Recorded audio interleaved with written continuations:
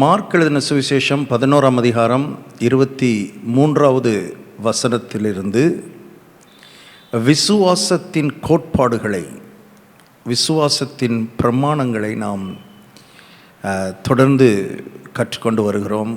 இது உங்களுக்கு பிரயோஜனமாக இருக்கும்னு நான் ஆழமாக விசுவாசிக்கிறேன். அந்த வசனத்தை நான் வாசிக்கிறேன். விசுவாசத்தை குறித்து இயேசு பேசிய வார்த்தை, இயேசு போதித்த வசனம். இது இயேசுவின் வாயிலிருந்து வந்த வார்த்தை. எவனாகிலும் இந்த மலையை பார்த்து நீ பெயர்ந்து சமுத்திரத்திலே தள்ளுண்டு போ என்று சொல்லி தான் சொன்னபடியே நடக்கும் என்று தன் இருதயத்தில் சந்தேகப்படாமல் விசுவாசித்தால் அவன் சொன்னபடியே ஆகும் என்று மெய்யாகவே உங்களுக்கு சொல்லுகிறேன். இந்த வசனம் மிக ஆழமான இந்த விதிமுறைகளை உள்ளடக்கிய வசனம்.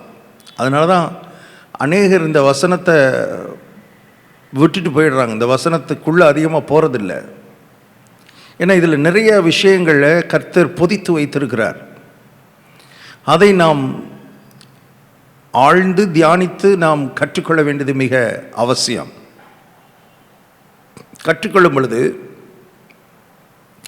இந்த விசுவாசத்தை பயன்படுத்தி காணப்படுகிற உலகத்தில் இருக்கிற நமக்கு விரோதமான, நமக்கு எதிரான சூழ்நிலைகளை மாற்றி அமைக்க முடியும்.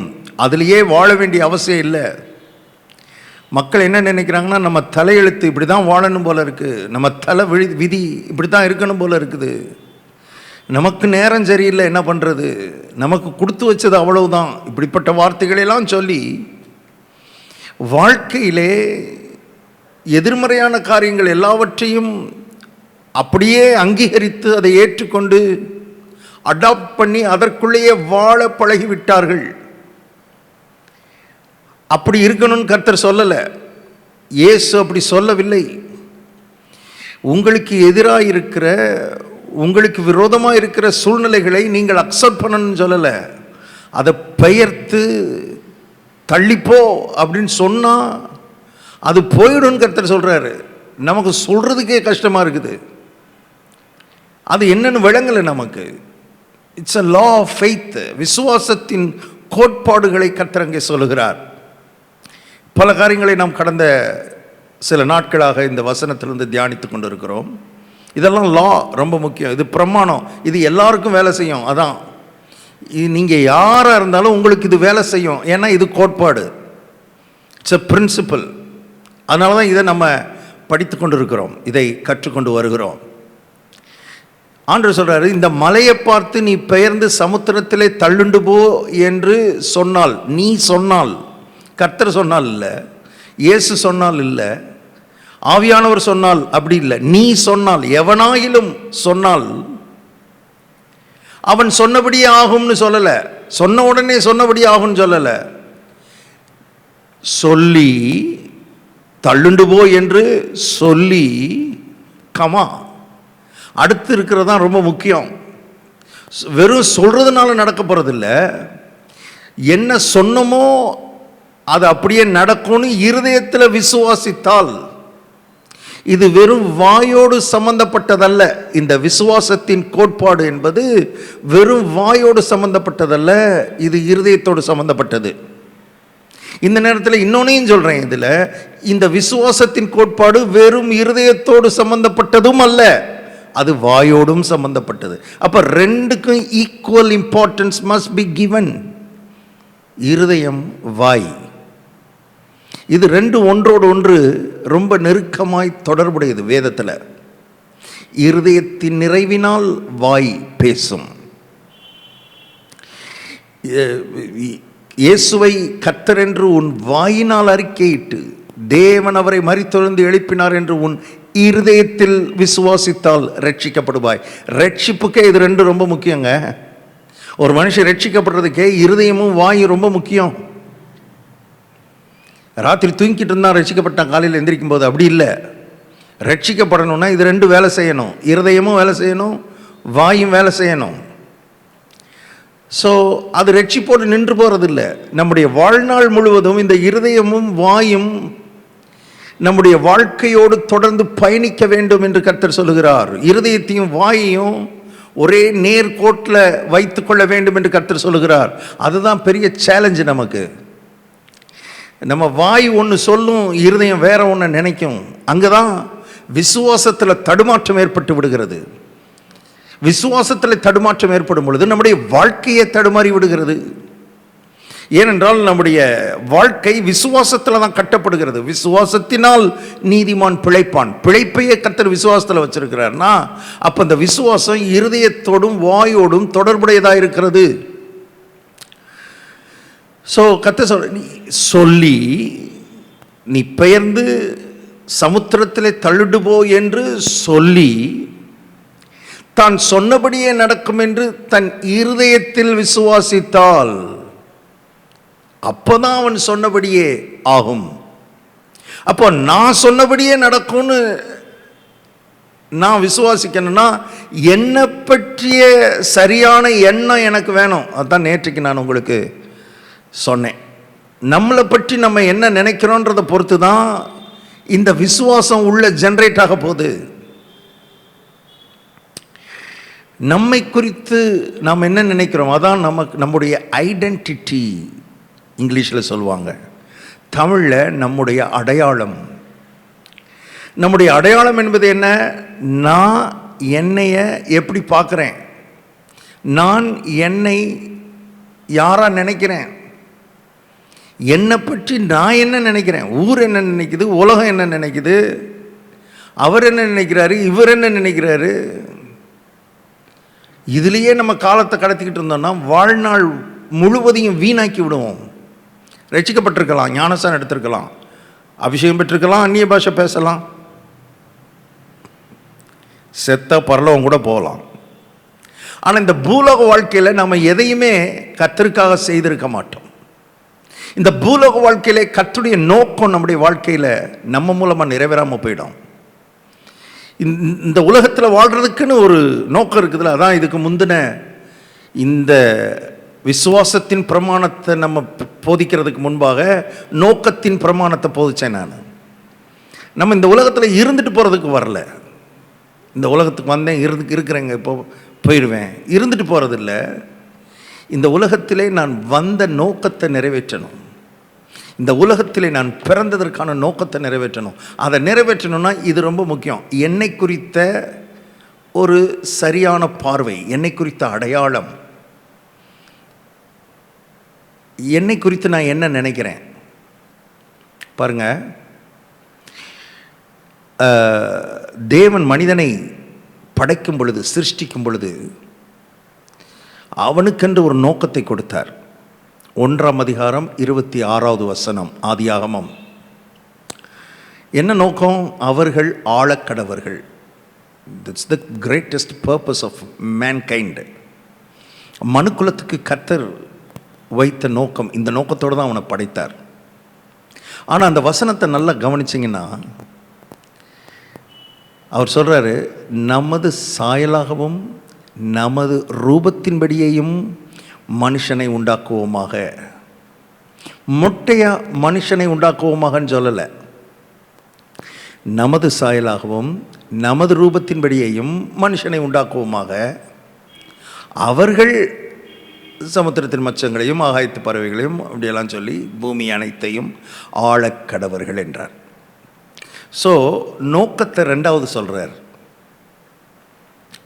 நோக்கத்தை சொல்கிறதுக்கு முன்னால் மனிதனுக்கு ஒரு அடையாளத்தை கொடுத்தார். Very important. அதைத்தான் நான் சொல்ல வரேன். Identity precedes your purpose.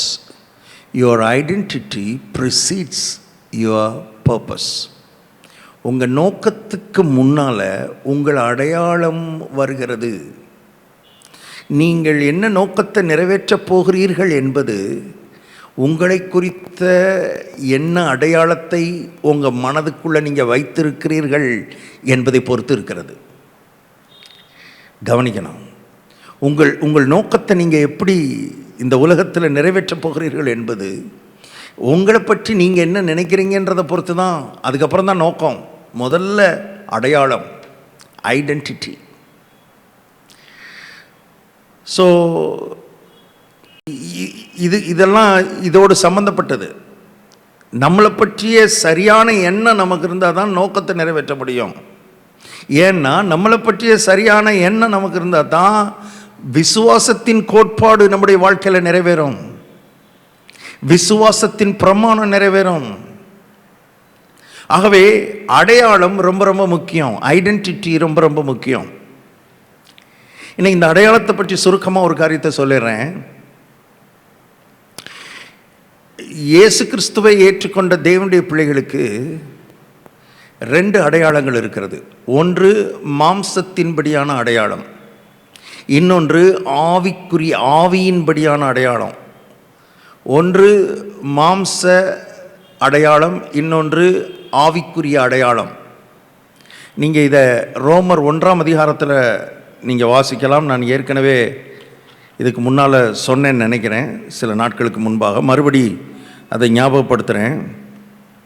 இயேசு கிறிஸ்துவை குறித்த அடையாளம். இயேசு கிறிஸ்துவுக்கு 2 அடையாளம் இருந்துச்சு. இந்த பூலோகத்தில் வாழும்போது இயேசு கிறிஸ்துவுக்கு 2 அடையாளங்க, 2 அடையாளம். ஒன்று மாம்சத்தின்படியான அடையாளம், இன்னொன்று ஆவியின்படியான அடையாளம்.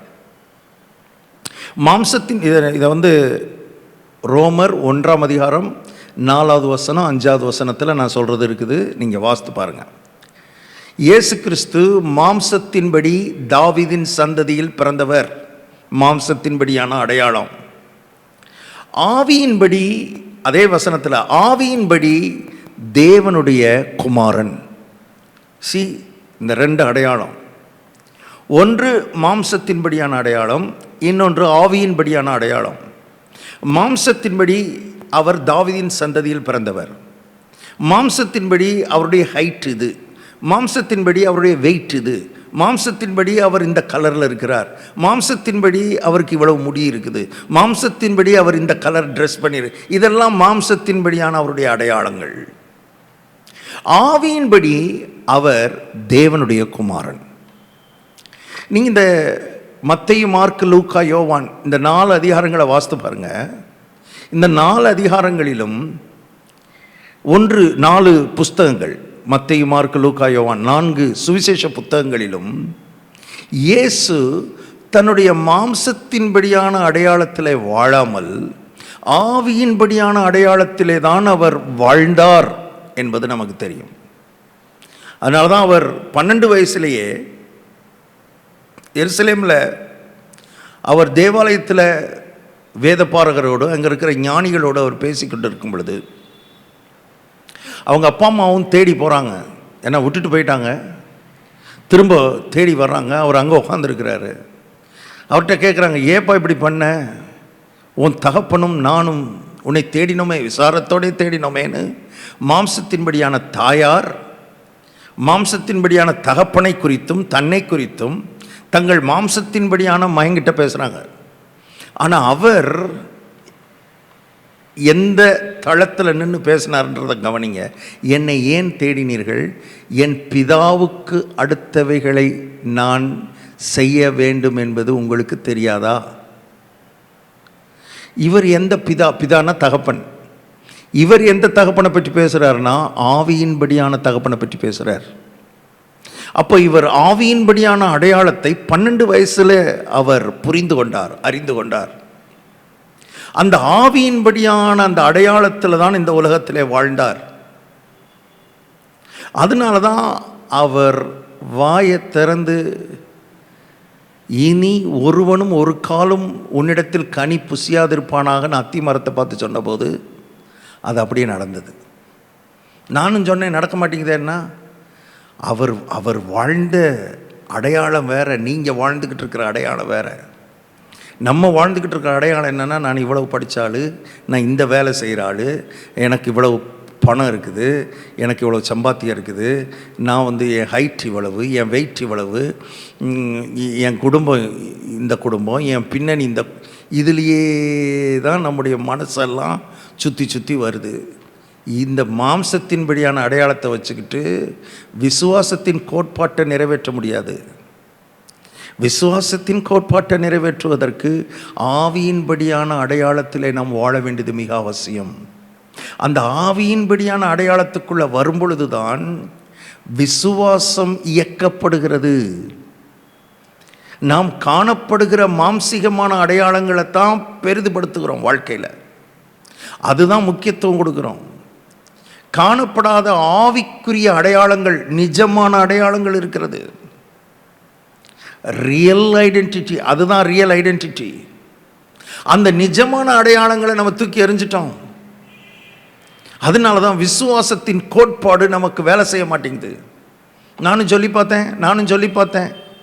இது வெறும் சொல்லி பார்க்கறது இல்லைங்க, உள்ள ஒரு ஆழமான மாற்றம் உண்டாகணும். இருதயத்தில் ஆழமான ஒரு ஒரு ஒரு சேஞ்ச் உள்ள உண்டாகணும். என விசுவாசமானது நம்பப்படுகிறவர்களின் உறுதியும் காணப்படாதவைகளின் நிச்சயமாக இருக்கிறது. விசுவாசம் காணப்படாத உலகத்தோடு தொடர்புடையது. நாம் இன்னும் அந்த அந்த அந்த தளத்துக்குள்ளே வரல. காணப்படுகிற காரியங்கள், காணப்படுகிற உலகம், காணப்படுகிற மாம்சீகமான அடையாளம், மாம்சீகமான குடும்ப பின்னணி, படிப்பு, நம்முடைய பட்டங்கள், மாம்சீகமாய் நம்முடைய சாதனைகள், இது எதுவுமே விசுவாசத்துக்கு வேலை செய்யாது. விசுவாசத்தின் கோட்பாட்டுக்கு வேலை செய்யணும்னா உங்களை குறித்த ஆவியின்படியான அடையாளத்தை நீங்கள் கண்டுபிடிக்க வேண்டும். ஆவியின்படியான அடையாளத்திலே நீங்கள் வாழ வேண்டும். இந்த மாம்சத்தின்படியே நம்ம நினைச்சுக்கிட்டு இருக்கிறோம் பாருங்க. மாம்சத்தின்படியே நம்முடைய மனசு உருண்டுகிட்டு இருக்குது பாருங்க.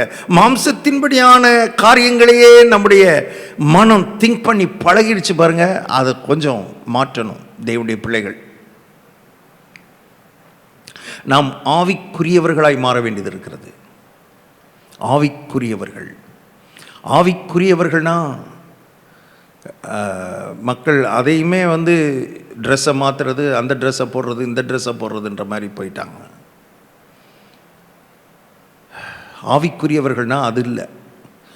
ஆவியின்படியான உங்களை குறித்து தேவன் என்ன சொல்லியிருக்கிறார் என்பதை அறிந்து அந்த அடையாளத்தில் அனுதின வாழ்க்கையை நடத்துவது.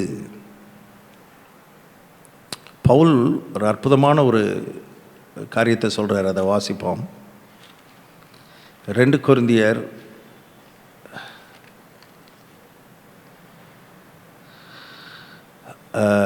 5ஆம் அதிகாரம் 16வது வசனத்தை வாசிக்கிறேன். 2 கொரிந்தியர் 5ஆம் அதிகாரம் 16வது வசனம். ஆகையால் இது முதற்கொண்டு நாங்கள் ஒருவனையும் மாம்சத்தின்படி அறியோம். நாங்கள் கிறிஸ்துவையும் மாம்சத்தின்படி அறிந்திருந்தாலும் இனி ஒருபோதும் அவரை மாம்சத்தின்படி அறியோம். இது என்ன என்ன என்ன சொல்கிறாரு? நாங்கள் ஒருவரையும் மாம்சத்தின்படி பார்க்க மாட்டோம். மாம்சத்தின்படி ஒரு மனிதனை எடை போட மாட்டோம். அவர் ஹைட் என்ன, அவர் வெயிட் என்ன, அவர் என்ன கலரு, அவருடைய பின்னணி என்ன, அவர் எந்த குடும்பத்தில் பிறந்திருக்கிறாரு, எந்த பேக்ரவுண்டில் பிறந்திருக்கிறாரு. அது நம்ம ஆளுகள்னா இன்னும் ஆழமாக போவாங்க பாருங்கள். எந்த ஊர், எந்த பிரான்ச்சு, இப்படி நிறைய. இதெல்லாமே மாம்சத்தின்படியான காரியங்கள். இந்த மாம்சத்தின்படியான காரியங்களுக்குள்ளேயே மனது அப்படியே ஊறி போய் கிடக்கிறதுனால தான் விசுவாச வாழ்க்கையை நம்மால் வாழ முடியாமல் போய்விடுது. பக்தியாக இருக்கும், ஞாயிற்றுக்கிழமை சர்ச்சுக்கு போகலாம், பாட்டு பாடுறோம், எல்லாம் பண்ணுறோம். ஆனால் புயலும் காற்றும் வீசும்போது எழும்பி நின்று இறையாதே அமைதலாயிரும் நமக்கு சொல்கிறதுக்கு நம்ம ஆவியின்படியான அடையாளத்தில் வாழ்ந்து பழகலை. அதனால தான் நமக்கு ஏதாவது வந்தோடனே கலங்கி போயிடும், தவிச்சு போயிடும். யாரையாவது தேட வேண்டியதாக இருக்குது, யாருக்காவது லெட்ரு போட வேண்டியதாக இருக்குது, யாருக்காவது எஸ்எம்எஸ் அனுப்ப வேண்டியதாக இருக்குது. ஏன்னா நாம் இரவும் பகலும் மாம்சத்தின்படி தான் நம்மையும் அறிந்து வைத்திருக்கிறோம், மற்றவர்களையும் அறிந்து வைத்திருக்கிறோம். இவர் பவுல் சொல்கிறாரு, இயேசுவை மாம்சத்தின்படி நாங்கள் அறிந்திருந்தாலும், மாம்சத்தின்படி அவர் யார், அவங்க அப்பா யார், அம்மா யார், அண்ணன் தம்பி யார், தங்கச்சி யார், கூட பிறந்தவங்க யார், அவங்க சித்தப்பா யார், இதெல்லாம் எங்களுக்கு தெரியும். அவருடைய வெயிட் என்னன்னு தெரியும், ஹைட் என்னன்னு தெரியும், அவர் என்ன கலர்னு தெரியும், அவர் தாடி வச்சிருக்கிறாரா இல்லையான்னு தெரியும், அவர் என்ன கலரில் அங்கி போட்டிருக்கிறான்னு எல்லாம் தெரியும். ஆனால் இனி அந்த விதத்தில் நாங்கள் அவரை பார்க்க மாட்டோம். மாம்சத்தின்படி நாங்கள் அவரை அறிய மாட்டோம். கிறிஸ்துவை மாம்சத்தின்படி நாங்கள் பார்க்க மாட்டோம். ஆவியின்படி அவர் யார் என்பதுதான் எங்கள் பார்வை. அவர் தேவாதி தேவனுடைய குமாரன், தேவகுமாரன். ஆவியின்படி அவர் தேவகுமாரன். கவனிங்க, மாம்சத்தின்படி நாங்கள் அவரை பார்க்க மாட்டோம்னு சொல்லிட்டு, இயேசுவை இனி மாம்சத்தின்படி பார்க்க மாட்டோம், மாம்சத்தின்படி நினைக்க மாட்டோம்னு சொல்லிட்டு அடுத்த வசனத்தை சொல்றார், இப்படி இருக்க. இப்படி இருக்க, எப்படி இருக்க? நாங்கள் மாம்சத்தின்படி யாரையுமே மாம்சத்தின்படி பார்க்க மாட்டோம், அறிய மாட்டோம், நினைக்க மாட்டோம். இப்படி இருக்க, மாம்சத்தின்படி நாங்கள் பார்க்காம இருக்கிறதுனால ஒருவன் கிறிஸ்துவுக்குள் இருந்தால் புது சிருஷ்டியாக இருக்கிறான். ஆவியின்படி அவன் புது சிருஷ்டியாக இருக்கிறான். கிறிஸ்துவுக்குள் இருக்கிற மனுஷனை நாங்கள் வெளிப்பிரகாரமாக பார்க்கறதில்ல. மாம்சத்தின்படி அடையாளமே இனி கிடையாது. படிப்பு என்ன வேணாலும் இருக்கலாம், படிச்சிருக்கலாம், படிக்காமல் இருக்கலாம், எந்த குலத்தை சேர்ந்தவராக இருக்கலாம், எந்த பின்னணியை சேர்ந்தவராக இருக்கலாம், என்ன வேலை வேணாலும் செய்யலாம். கிறிஸ்துவுக்குள்ளே இருந்தால் ஆவியின்படியான அடையாளத்தில் தான் நாங்கள் பார்க்க போகிறோம். இப்போ மற்றவர்களை நம்ம ஆவியின்படியான அடையாளத்தில் பார்க்கணும்னா, நம்மை ஆவியின்படி நாம் யாராக இருக்கிறோம் என்கிற பார்வை விசுவாசத்தின் கோட்பாட்டை ஆக்டிவேட் பண்ணுவதற்கு உதவி செய்கிறது. நம்முடைய பழக்க தோஷம், இப்படியே பழகிட்டோம் பிரதர்ன்றோம், பழக்கத்தை மாற்றலாம். ஏன்னா பழையவைகள் ஒழிந்தன. அந்த பழையவைகளில் நம்மை குறித்த மாம்சீகமான பார்வையும் அடங்கி இருக்கிறது, ஒழிஞ்சு போயிடுச்சு. உங்களை குறித்து மாம்சீகமாக என்ன நினச்சிங்களோ ஒழிச்சு கட்டுங்க. அது எதுவாக வேணாலும் இருக்கலாம். நான் ரொம்ப தப்பு பண்ணிட்டேன் பிரதர். சிலர் ரட்சிக்கப்பட்டு 17 வருஷம் ஆனால் கூட ரொம்ப பாவி பிரதர், நான் பாவிலேயே பெரிய பாவி, மகா பெரிய பாவி, பிரதான பாவி. நிறுத்துங்க. எத்தனை நாளைக்கு இதையே யோசித்துக்கிட்டு இருக்க போகிறீங்க? எத்தனை நாளைக்கு இதை சொல்லிக்கிட்டு இருக்க போகிறீங்க? விசுவாசத்தின் கோட்பாட்டை இயக்கி நீங்கள் விசுவாசத்திலே பிழைக்கணும்னு கத்த விரும்புகிறார். பழையவைகள் ஒழிந்தன. விசேஷமாக இந்த கான்டெக்ஸ்டில் பார்த்தீங்கன்னா பழைய மாம்சீகமான அடையாளங்கள் எல்லாம் ஒழிந்தன. மாம்சீக அடையாளங்கள் ஒழிந்தன. புதிய அடையாளத்தை கர்த்தர் உங்களுக்கு கொடுத்திருக்கிறார். எல்லாம் புதிதாயின. அந்த புதிய அடையாளத்தில் உங்களை பார்க்க பழகுங்க. விசேஷமாக இந்த விசுவாசத்தின் கோட்பாட்டை இயக்குவதற்கு, அதாவது தான் சொன்னபடியே நடக்கும் என்று தன் இருதயத்தில் சந்தேகப்படாமல் விசுவாசிக்கிறதுக்கு, நம்மை குறித்த நமக்குள் இருக்க வேண்டிய வேதத்தின் அடிப்படையிலான ஒரு 3 காரியங்களை, 3 அடையாளங்களை நான் உங்களுக்கு காண்பிக்க விரும்புகிறேன். நாளை தொடருவோம், ஜெபிப்போம். நல்ல பிதாவே, உம்முடைய அற்புதமான வார்த்தைகளுக்காக ஸ்தோத்திரம். நாங்கள் மாம்சத்தின்படி ஏராளமான அடையாளங்களை நாங்கள் பெற்றிருந்தாலும், இந்த உலகை ஜெயிப்பதற்கு, இந்த உலகத்தை மேற்கொள்வதற்கு, பிசாசை மேற்கொள்வதற்கு, மாம்சத்தை ஜெயிப்பதற்கு ஆவியின்படியான அடையாளத்தோடு நாங்கள் வாழ்ந்து கர்த்தாவே மலைகளை பெயர்த்து தள்ள இந்த நாட்களிலே எங்களுக்கு வெளிச்சத்தை கட்டளையிடும், வெளிப்பாட்டை கட்டளையிடும். இதை கேட்கிற ஒவ்வொருவரும் இதை அறிந்து கொள்ள, புரிந்து கொள்ள கிருபை செய்யும்.